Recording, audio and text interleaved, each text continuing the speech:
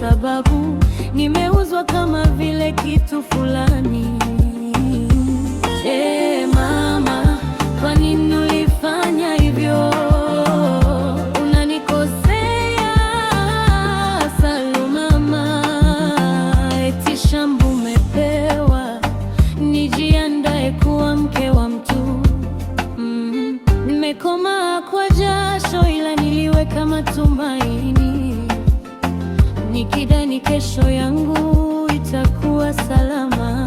Lakini leo nasikia watu wanadai pesa zao na shamba pia, eti mimi nimekaa kuolewa.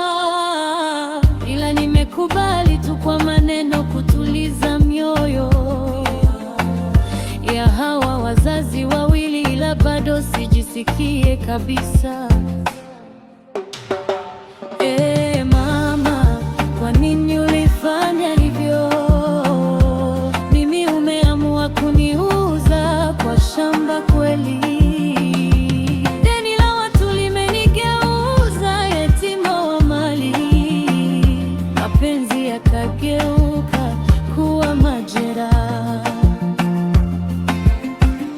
Kama ungeuliza ningekusaidia, kama ungeambia ningeelewa, lakini kuniuza bila sauti yangu, hilo linauma kuliko umaskini.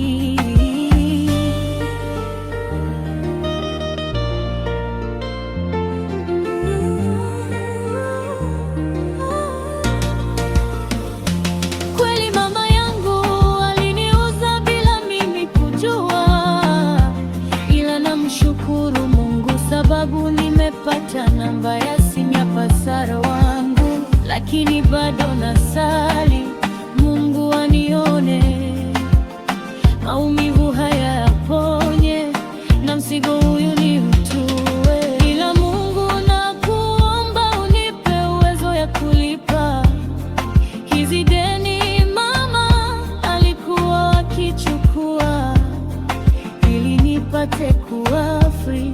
Kuzaliwa kwenye familia ya umaskini ni shida sana.